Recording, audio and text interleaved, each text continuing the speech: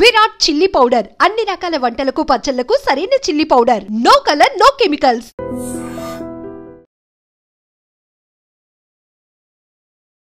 Welcome to iDream. బేసిక్గా చాలామంది ఇప్పుడు బిగ్ బాస్ అగ్ని పరీక్ష తర్వాత ఆ ఫీవరు ఆ ఫ్లేవరు కంటిన్యూ ట్రెండ్లో ప్రోమోస్ పడుతూనే ఉన్నాయి. ఈరోజు ఏ కంటెస్టెంట్ ప్రోమోలో వస్తున్నారని ఎగ్జైటెడ్గా చూస్తున్నాం. అలాంటిది సడన్గా ఒక మన్మధుడు లాంటి ఒక ఆర్మీ ఆఫీసర్ వచ్చిన తర్వాత నిజంగా సెట్ అంతా కూడా ఒక కైండ్ ఆఫ్ హాట్గా మారింది. సో ఎందుకు అనేది మనం అందరం చూసాం కదా. సో వెయిట్ లిఫ్ట్ చేయగలరా అంటే శ్రీముఖి గారిని చూసే విధానంలోనే మనోడు ఎంత మన్మధుడు అనేది మనందరికీ అర్థమైపోయింది. సో అన్నిటికన్నా ముఖ్యంగా ఆర్మీ ఆఫీసర్ అనగానే పిన్ డ్రాప్ సైలెన్స్, ఆ డిగ్నిఫైడ్, అదంతా కూడా ఒక కైండ్గా మనం అనుకుంటూ ఉంటాం. బిగ్ బాస్ అంతా కూడా చాలా గందరగోళంగా ఉంటుంది. డిసిప్లైన్ అసలు ఉండదు. గొడవలు, కొట్లాట్లు ఇవన్నీ జరుగుతూ ఉంటాయి. అసలు ఈ డిసిప్లైన్కి ఈ గజిబిజిగా ఉండే గందరగోళానికి ఎలా సెట్ అవుతాడో మనోడు అనేది నా క్వశ్చన్ మార్క్. సో ఇవన్నిటికీ క్లియర్ అవ్వాలి అంటే ముందు మన ఆర్మీలో ఉన్నటువంటి ఆ మన్మధుడిని బయటకు తీద్దాము. దాని తర్వాత మిగిలిన విషయాలు మాట్లాడదాం. హాయ్ పవన్ కళ్యాణ్ గారు, welcome to I dream. And first of all the very best. కదా వెయిట్ ఎత్తుతారా? ఖచ్చితంగా.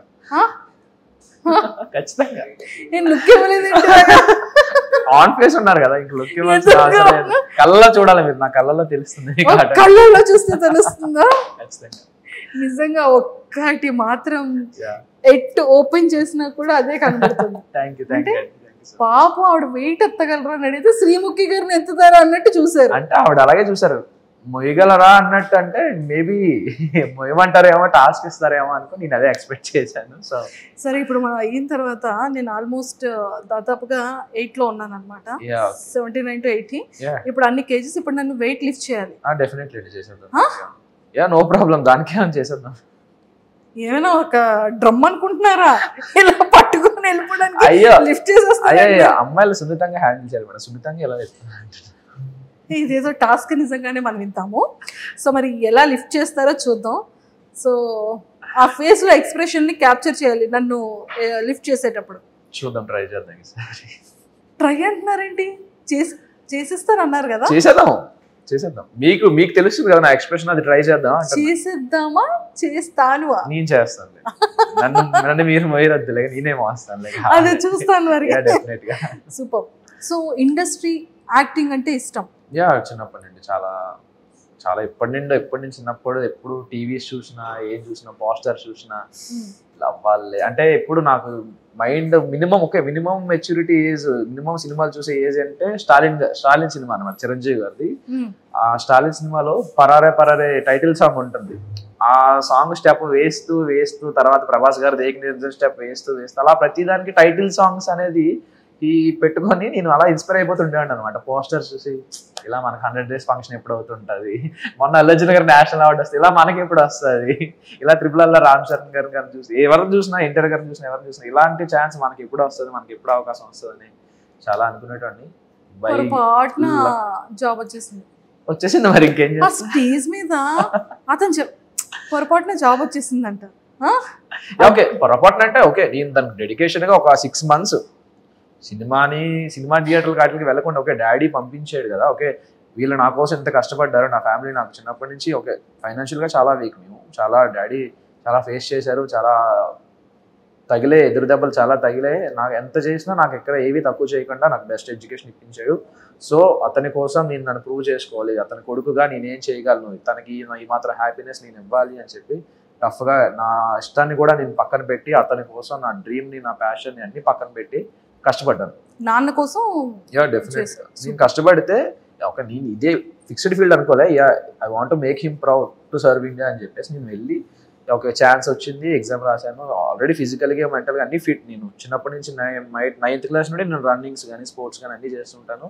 సో ఆ ఫిజికల్ ఫిట్నెస్ అలా ఉపయోగపడింది. అండ్ నేను స్పెషల్గా కోచింగ్ కూడా తీసుకున్నటువంటి గ్రౌండ్కి కానీ ఈ ఎగ్జామ్స్ కానీ దేనికైనా సరే నేను దీనికోసం కూడా కష్టపడ్డాను. కానీ ఎంత కష్టపడినా నాకు మినిమం హార్ట్లో ఎక్కడో గిల్ట్ ఉంటుంది కదా, ఓకే నాకు నచ్చింది నేను ఇంకా చేయట్లేదు కదా, ఇది ఓకే లక్. అందరికీ ఛాన్స్ రాదు కదండి. చాలా మంది చాలా కష్టపడతారు కదా సర్వీస్లోకి వెళ్ళడానికి, ఇండియన్ ఆర్మీలోకి వెళ్ళడానికి. సో అందరికీ ఛాన్స్ రాదు. నాకు వచ్చిందని వినియోగించుకుంది. ఓకే, వచ్చిందని ఎందుకు వదిలేసుకోవడం, ఈ అదృష్టాన్ని ఎందుకు వదిలేసుకోవడం. నేను వెళ్ళాను, 3 years సర్వీస్ చేద్దాం అంటే, నేను యాక్చువల్గా నాకు ఎంతైతే ఉందో అంతవరకు సర్వీస్ చేద్దామని ఫిక్స్ అయ్యి వెళ్ళా. నేను మధ్యలో వచ్చేద్దామని ఏం రాలే. సో అన్ఫార్చునేట్గా వచ్చింది ఛాన్స్. ఓకే, ఇది వచ్చింది, దీనికి ఎలాగైనా మనం ఉపయోగించుకోవాలి, ఇప్పుడు కాకపోతే ఇంకెప్పుడు ట్రై చేద్దాం, ఎలా అయినా కొడదాం అని చెప్పి ఇలా లీవ్ పెట్టుకొని ఇలా రావడం జరిగింది. సూపర్. ఫస్ట్ ఫ్యామిలీ బ్యాక్గ్రౌండ్ ఏంటి? నాన్నగారు ఏం చేస్తుంటారు? డాడీ ఒకటి చేయలేదండి బాబోయ్, అతను ఆల్రౌండర్. అతను అంటే అతనికి ఫస్ట్ నార్మల్గా ఓకే 10th వరకు ఓకే, 10th తర్వాత మిల్క్ బిజినెస్ పెట్టుకుని పాల వ్యాపారం పెట్టుకునేవారు. ఇక్కడ మాక్సిమం మన ఏరియాస్ అన్ని, మన వైజాగ్ విజయనగరం ఏరియాస్ అన్ని ఫార్మాస్యూటికల్ కంపెనీస్ కాబట్టి ప్రతి కంపెనీకి ప్రతి దానికి పాలు పెరుగు అన్ని సప్లై అనమాట. అప్పుడు చాలా బాగుంటుండే. తర్వాత కొంతమంది బ్యాక్ స్టాబింగ్ చేయడం వల్ల డాడీకి చాలా మంది వెన్నుపోటు పొడిచి, అప్పుడు డాడీ కూడా చిన్నప్పుడే పెళ్లి అయిపోయింది అనమాట. సో వాళ్ళకి అందరిని నమ్మేసేవారు ఈజీగా. ఎవరు ఏం చెప్తే అది నమ్మేసి వాళ్ళకి వీళ్ళకి డబ్బులు ఇచ్చేసి, సో మొత్తం చాలా జీరోకి వచ్చేసాం. బాగా డౌన్ అయిపోయింది మొత్తం ఫ్యామిలీ పొజిషన్. చాలా మంది డౌన్ అయిపోతే అప్పుడు మా తాతయ్య, మా నాన్నమ్మ, మా చిన్న తాతయ్య, మా చిన్నాన్నమ్మ వీళ్ళందరూ సపోర్ట్ ఇచ్చి, మా ఫ్యామిలీ మొత్తం అందరూ సపోర్ట్ ఇచ్చారు. ఇలా కాదు ఇది అని చెప్పి అంత డౌన్ దిగిపోయిన తర్వాత కూడా ఈ బౌన్స్ బ్యాక్ అనమాట. తర్వాత ఓన్లీ నా మీద ఆశలు పెట్టుకొని మొత్తం ఫ్యామిలీ మొత్తం నా గురించి డాడీ చాలా కష్టపడి చాలా చేసిన తర్వాత ఈ ఫీల్డ్ తర్వాత ఆటో వచ్చారు. ఆటో తర్వాత వ్యాన్ నడిపేవారు, తర్వాత క్యాబ్ చేసేవారు. ఇప్పుడు క్యాబ్ మొత్తం నాకు జాబ్ వచ్చిన తర్వాత క్యాబ్ కూడా అమ్మేసి ఇప్పుడు ఒక 2 shops పెట్టుకున్నారు ఊర్లో. 2 shops పెట్టుకొని కొంచెం mummy house wife, home maker. Brother and sisters? Brother ఉన్నాడండి, తను కూడా ఓకే పాలిటెక్నిక్ చేశాడు. పాలిటెక్నిక్ తర్వాత ఇప్పుడు డాడీకి హెల్ప్ఫుల్, ఇప్పుడు డాడీకి కూడా వయసు అవుతుంది కదా, డాడీకి సపోర్ట్ గా ఒక షాప్ దగ్గర మెయింటెనెన్స్ చేస్తుంటారు. 2 షాపులు ఉన్నాయి కాబట్టి. సో పుట్టి పెరిగింది చదువుకోవడం అంతా విజయనగరం? నేను పుట్టింది శ్రీకాకుళం డిస్ట్రిక్ట్ పైడి భీమవరంలో పుట్టాను. పెరిగింది ఇక్కడ ఆనందపురంలో పెరిగాను, వైజాగ్ దగ్గర. హాస్టల్లో చదువుకుంది కాకినాడ అనమాట. అమ్మయ్య, ఇంకేమన్నా లిస్ట్ చెప్తారేమో. తర్వాత ఇంటర్ డిగ్రీ నా విజయనగరం, తర్వాత మళ్ళీ కోచింగ్ కాకినాడ, మళ్ళీ training Bihar, posting Kashmir. So మొత్తానికి కాశ్మీర్. అమ్మో, గన్స్ అన్ని చాలా సేఫ్ అండ్ సెక్యూరే కదా? కాశ్మీర్ అంటే సుస్సు వచ్చేస్తుంది. మరేం చేయలేదు, తప్పదు మరి. సరే, డాడీకి ఆర్మీ అంటే ఇష్టమా? He want to be proud. నన్ను ప్రౌడ్ గా చూడాలనుకునేవారు. ఒక దేశానికి సేవ చేస్తే, నా కొడుకు దేశానికి సేవ చేస్తే చూడాలంటున్నారు. హీ వాంట్ టు బి ఒక సర్క్యులర్ ఇన్స్పెక్టర్ అయినా, ఒక ఇన్స్పెక్టర్ రేంజ్ లో చూడాలనుకునేవారు నన్ను. అతను ఎప్పుడు తనకి పోలీస్ అంటే ప్యాషన్, డాడీకి పోలీస్ అంటే చాలా ఇష్టం. ఆ ఇష్టంతో డాడీ కోరికను నెరవేర్చడం కోసం ఈ ఫీల్డ్ లో నాకు కూడా ఉంటుండే చిన్నప్పుడు. హీరో ఫీలింగ్ ఉంటుంది కదా, మనం కూడా అది కూడా సినిమాల ద్వారానే. పోలీసు ఓకే, సినిమా చూస్తే పోలీస్ ఎంత పవర్ ఉంటుంది, అది కూడా సినిమాల ద్వారా వచ్చినవి. సోల్జర్ సినిమాలు కానీ, ఇవి సినిమాలు కానీ ఇవన్నీ చూసి అది కూడా సినిమాల ద్వారా వచ్చిన ఇన్స్పిరేషనే. ఓకే, అప్పుడు నా పేరు సూర్య, నా ఇల్లు ఇండియా రిలీజ్ అయినప్పుడు మాత్రం ఆ లూప్ లో, ఆ సోల్జర్ సాంగ్ అలా లూప్ లో పెట్టుకుంటూ వినేటండి అనమాట ట్రాన్స్ లో. So super. సో ఆర్మీలో మీది ఏంటి కేటగిరీ? కానిస్టేబుల్ అండి. సోల్జర్. ఇప్పటి వరకు అయితే లేదు. ప్రాక్టీస్ ట్రైనింగ్ లో ఉంటుంది. కరెక్ట్ గానే మరి బుల్లెట్ ప్రాపర్ గా వెళ్తుంది. దానికోసం మాకు స్పెషల్ గా ట్రైనింగ్ కూడా ఉంటుంది. కరెక్ట్ గా వెళ్ళడానికి అసలు ఏం చేయాలి అనేది కూడా ట్రైనింగ్ ఉంటుంది. ఇప్పుడు డైలాగ్ చెప్పాలి. ఎప్పుడు వచ్చాం కదన్నా, బుల్లెట్ దిగిందా? అది రెడీ. ఇప్పుడు డైలాగ్ చెప్తున్నారు చూడండి, రెడీ. ఎప్పుడు వచ్చాం అనేది కాదండి, బుల్లెట్ దిగిందా లేదా, అది మన పాయింట్ అసలు. సూపర్. సో మరి పవన్ కళ్యాణ్ గారు కూడా అంటే పేరు అనగానే ఆటోమేటిక్ గా అదేంటో చేయకపోతుంది. ఫస్ట్ షాట్ కూడా అదే, నాకు రాగానే బీజేపీ వేశారు, గబ్బర్ సింగ్. పవన్ కళ్యాణ్ గారు పేరు ఏంటి? రియల్ నేమేనా? దానికి మా బాబాయ్కి థ్యాంక్స్ చెప్పాలి. ఇక్కడ అడుగుతున్నారు కదా, మా బాబాయ్కి థ్యాంక్స్ చెప్పాలి. చిన్నప్పుడు పేరు పెడుతుంటే ఏం పేరు పెట్టాలి, ఏం పేరు పెడతారు అనుకుంటే పంతులు గారేమో పాతో పలికే పేరు పెట్టాలమ్మా అంటే పవన్ అని అన్నారు మా పెదనాన్న. మా బాబాయ్ ఏమో లేదు పవన్ కళ్యాణ్ అనే పెట్టండి బాగుంటది, హీరో. మీ బాబాయ్ గారి ఫేవరెట్ హీరో ఏమో? డెఫినెట్ గా మా బాబాయ్ డైహార్డ్ ఫ్యాన్ పవర్ స్టార్ గారికి. అన్న కొడుకుని కూడా అలాగే చూడాలనుకున్నారు, మరి అదే దారిలోకి వచ్చేస్తున్నాడు మరి కదా. సూపర్. సో మొత్తానికి అయితే ఇది చాలా బాగుంది. సో మీరు ఆర్మీకి వెళ్ళి ఎన్ని ఇయర్స్ అవుతుంది? నేను 23లో వెళ్ళాను. 24 ఈ లాస్ట్ ఇయర్, ఇప్పుడు 24 నవంబర్లో కాశ్మీర్ వెళ్ళాను. ఇంకా కాశ్మీర్లోనే చేస్తున్నాను. 25 ట్రైనింగ్ అంతా బీహార్లో అయింది. మధ్యలో ఎలక్షన్ డ్యూటీ కోసం కాదు పవన్ కళ్యాణ్ గారు, బీహార్ కూడా చాలా డేంజర్ అంటారు. Bihar danger, but training area కదా, సో నో ప్రాబ్లం, బయటికి ఎలా ఉండదు కదా. పర్లేదా? ఎక్కడ పడితే అక్కడే చేసేస్తారంట కదా. వాళ్ళు నక్సల్స్ ఎక్కువ బీహార్ లో. చాలా డేంజర్ ఏరియాలు తొక్కొచ్చారు మీరు. చాలా చాలా ఎన్నో చూసొచ్చా, పడిపోయా అలాంటి విషయాల్లో. సూపర్. సో మొత్తానికైతే +2 తర్వాత సెలెక్ట్ అయ్యారా? లేదు, నేను ఎంఎస్సీ చేస్తున్నప్పుడు నాకు ఇది వచ్చింది. ఓ, అయితే చిన్న బాబేం కాదైతే. నాకు 23, నాకు 14కి 10th అయిపోయిందండి. 14కి 10th అయిపోయింది. చెప్తున్నా కదా చారి గారు అర్జెంట్ గా. చెప్తున్నా కదా, రూల్ లో లేదు కదా, యాజ్ ఎ గవర్నమెంట్ రూల్ 14 లేదు కదా. లేదు 14, 15 కదా 10th. మెట్రికులేషన్ 14కి 15కి అవ్వాలని రూల్. చాలా తెలివి ఉంది. అన్ని ఇక్కడ యూజ్ చేస్తున్నారా? సూపర్. సో వాట్ ఎవర్, మా అందరికీ కూడా చాలా చాలా హ్యాపీగా ఉంది.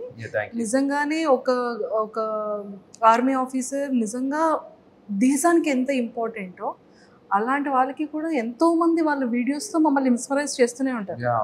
ఆ యూనిఫామ్ కున్న రెస్పెక్ట్ అలాంటిది, దానికి ఉన్నటువంటి గౌరవం కానీ, అంటే జనాలు ఎంతమంది ఎలాంటి సెలబ్రిటీస్ ఎంత ఇష్టమైన వాళ్ళు ఉన్నా ఆ యూనిఫామ్ తో క్యాప్ పెట్టుకుని పర్సన్ వచ్చారంటే ఆటోమేటిక్ గా చేయలేదు. స్పెషల్ రెస్పెక్ట్ ఉంటుంది. చాలా ఫేస్ అలాంటి మేము బయట డ్యూటీస్ చేస్తున్నప్పుడు, రోడ్ల మీద వాటి మీద డ్యూటీలు చేస్తుంటే వచ్చి మాకు సెల్యూట్ చేస్తారు. అప్పుడు మా డ్యూటీలో ఉన్న కష్టం అంతా ఒక 6 hours 5 hours నుంచి పోయి ఉండిపోవాల్సి వస్తుంది. బుల్లెట్ ప్రూఫ్ జాకెట్స్, గన్స్ అన్ని పట్టుకొని, పైన హెల్మెట్ ఒక 4 kgs ఉంటుంది, అది వేసుకొని అలా 5-6 hours అలా స్టాండింగ్ లో ఉండాల్సి వస్తుంది. అప్పుడు ఎవరైనా వచ్చి మాకు సెల్యూట్ చేసినా, ఏమైనా హాయ్ చెప్పినా, ఏది చెప్పినా ఆ పెయిన్ అనేది కొంచెం మాకు రిలీఫ్ ఇస్తుంది. Okay, we have to do it, ఇది డ్యూటీ ఎలాగైనా మనం ఖచ్చితంగా ఉన్నామని చెప్పి వీళ్ళు ఇంత హ్యాపీగా ఉన్నారు, మనం చేయాలనే రెస్పెక్ట్ ఆటోమేటిక్గా వచ్చేస్తుందండి. దానికి సపరేట్ గా ప్యాషనే అవసరం లేదు. అక్కడ మనం వెళ్ళామంటే మనకు వచ్చేస్తుంది ఖచ్చితంగా. మనలో మన మాట అంటే ట్రైనింగ్ టైం అయిన తర్వాత, లేకపోతే బయట నించోబెట్టేటప్పుడు, బుల్లెట్ ప్రూఫ్ డ్రెస్ వేసేటప్పుడు, రివాల్వర్ చేతికి ఇచ్చేటప్పుడు, ఎవరైనా కనిపించేటప్పుడు, ఇంకా చిన్నోడిని డాడీ కోరిక కోసం ఇక్కడికి వచ్చాను, చాలా రెస్పెక్టెడ్ గా చేస్తున్నాను, ఒక రెస్పాన్సిబిలిటీగా చేస్తున్నాను, నాకు ఇంకా హీరో అవ్వాలని బ్యాలెన్సింగ్ ఉంది, ఈ బుల్లెట్ ప్రూఫ్ డ్రెస్సులు వేసి చేతిలో గన్న పెట్టి ఏంటో ఇది పాయింట్ లో నుంచి షూట్ చేస్తాను, నువ్వు అక్కడే ఉండి నేను ప్రాపర్ గా వేస్తాను అనేటట్టు ఉంది నా పరిస్థితి. అనుకున్నారు ఎప్పుడైనా? లేదండి, అలా ఇప్పుడు నిజంగా అలా అయితే ఎప్పుడు అనుకోవాలి. సర్వీస్ చేస్తున్నప్పుడు భయపడకూడదు. ముందు ట్రైనింగ్ లో మనకు ముందు మనకు ట్రైనింగ్ లోనే తీసేస్తారు. నీకు ఏదైనా నువ్వు ఎంత భయస్తుడవైనా, నువ్వు ఏం చేసినా ట్రైనింగ్ లో తాటి తీసి వదిలేస్తాడు అంతే. అంటే ఒక రాటు తేరిపోయిన రాయిలా తయారు చేస్తారు మనకి ఎలా అయినా సరే. ట్రైనింగ్ ఎన్ని గుడ్లు తిన్నారు చెప్పండి? గుడ్లో రోజుకో 2 ఉంటాయి కదా ఖచ్చితంగా. రోజుకి 2 బాయిల్డ్ ఎగ్స్ ఖచ్చితంగా. అండ్ మాకు స్పెషల్ డైట్ కూడా మాకు ఇంకా సరిపోకపోతే మేము ఇంకా స్పెషల్ గా మేము చేసుకుంటాం. బాయిల్స్ చేసుకుంటాం. ఎన్ని ఇయర్స్ ట్రైనింగ్ అండి? 11 months. Training 11 months continuous training. ఈ ఆర్మీ ఆఫీసర్ ఆ రెస్పాన్సిబిలిటీస్ అన్ని మాకు చెప్పేశారు కాబట్టి, సో మీకు ఈ అగ్ని పరీక్ష బిగ్ బాస్ ఒక ఆపర్చునిటీ కామన్ మ్యాన్ కి కూడా ఇస్తుంది అనేది ఎలా తెలిసింది? మీ వరకు ఎలా రీచ్ అయ్యింది? అది యూనిఫామ్ తో ఎందుకు అప్లై చేయాలనిపించింది? మీరు యాజ్ ఇట్ ఈస్ అగ్ని పరీక్షకి ఏ వీడియోని చేసి రికార్డ్ చేసి పంపించారు ఇప్పుడు మాకు చెప్పాలి. డెఫినెట్ గా దాంట్లో ఏమని చెప్పడానికి అంతా చూసిందే కదా. సో ఆ రోజు నైట్ 12కి డ్యూటీ అయిపోతుంది. అది డ్యూటీ అయిపోయిన తర్వాత నేను ఇలా వెళ్తున్నప్పుడు ప్రోమో వచ్చింది. ఎలా వెళ్తున్నప్పుడు? నేను రూమ్ కి వెళ్తున్నాను, నా డ్యూటీ నుండి నా రూమ్ కి వెళ్తున్నప్పుడు నాకు ప్రోమో వచ్చింది స్టార్మా నుండి. ఎవరు? నాగార్జున గారు. నేను నాగమామ అంటాను, నాకు ముద్దుగా నాగమామ అని ఇష్టం. అందరూ వెంకిమామ అంటుంటారు కానీ నేను నాగమామ అంటుంటా. నాగమామ వీడియో చూసాను అనమాట. ఏంటి కామనర్స్ ఇది నిజమేనా అది ఇది అని చూశాక ఓకే కన్ఫర్మ్, ఒక యూట్యూబ్ రివ్యూర్ గా ఒకరి ద్వారా కన్ఫర్మే ఇది నిజమే అని చెప్పి అతను వీడియో చేశారు దానికి. ఆ వీడియో చూసి ఓకే ఇదేదో బాగుంది, అతనే వెబ్సైట్ నుంచి అతని డిస్క్రిప్షన్ నుంచి తీసుకొని వెబ్సైట్ లో నేను అప్పటికప్పుడే వీడియో చేశాను అనమాట. అంటే మీ రివ్యూ త్రూ ఒక ఆర్మీ ఆఫీసర్. నిజంగా ఇది మాత్రం ఆదిరెడ్డి గారికి థ్యాంక్స్ చెప్పాలి. ఎందుకంటే అతని వీడియో చూసే నేను వెంటనే ఓకే ఇది ఓకే నెక్స్ట్ మార్నింగ్ లాగానే ఇదే మనం చెయ్యాలి అని చెప్పి అందువల్ల ఇలా డ్యూటీకి వస్తున్న దారిలోనే ఎక్కడో ఒక దగ్గర చూసుకొని చేసేసాను అనమాట. సూపర్. మళ్ళీ టైం దొరకదని చెప్పి అప్పటికప్పుడు నేను అసలు ఏం మాట్లాడాలి అదేం డిసైడ్ అవ్వాలి. కెమెరా ఆన్ చేసాను. ఓకే నేను అది కూడా చెప్పమన్నారు కాబట్టి చెప్పేస్తాను. నేను ఒక సోల్జర్. ఇప్పుడు ఆడిషన్ లో ఏదైతే చెప్పానో అదే చెప్పాను. నేను ఒక సోల్జర్ని 3 years నుంచి ఇండియాకి సర్వీస్ చేస్తున్నాను. నాకు చిన్నప్పటి నుంచి యాక్టర్ అవ్వాలని ఉంది.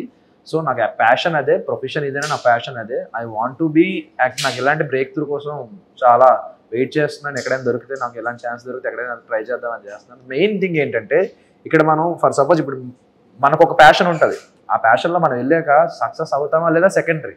అందులో మనకు ఒక ఎనర్జీ ఉంటుంది, ఓకే ఈ రోజు మనకి పాజిటివ్ అయింది, ఈ రోజు మనకు ప్లస్ అయింది, ఈ రోజు మనం అనుకున్న సక్సెస్కి ఇంకొంచెం దూరంలో మనం ఇంకొంచెం దాటి వెళ్ళాం అనే ఒక ఈగో సాటిస్ఫాక్షన్ ఉంటుంది. ఇక్కడ ఏంటంటే నాకు ఆ సాటిస్ఫాక్షన్ లేదు, ఎందుకంటే ఇక్కడ ఉండేది ఒకటి.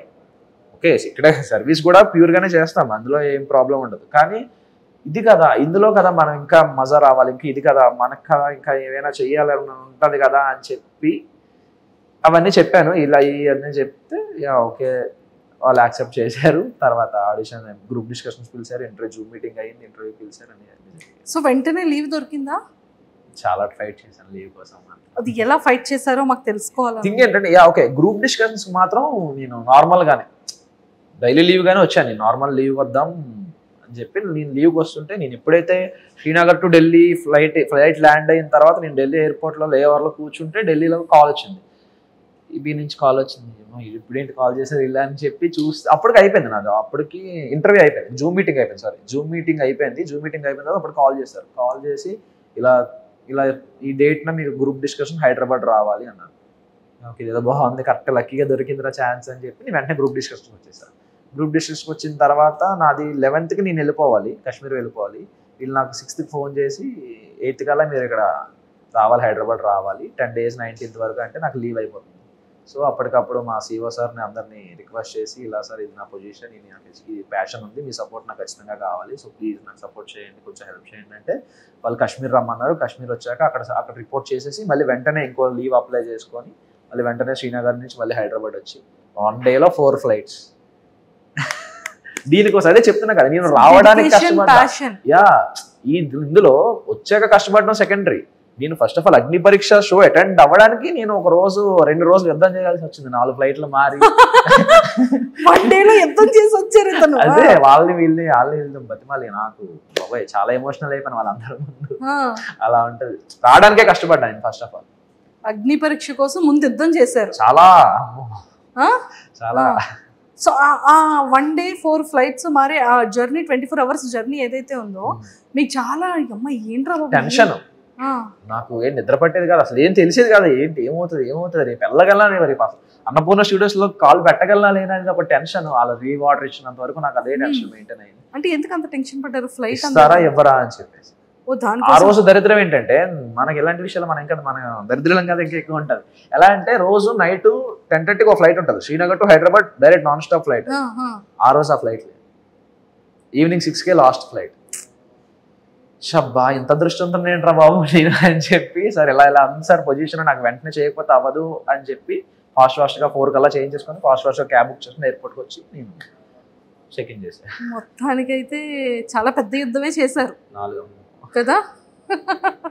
సూపర్. సో అలా మొత్తానికి వచ్చారు, 15 members సెలెక్ట్ అయ్యారు. 45 members 44 members ని పిలిచారు.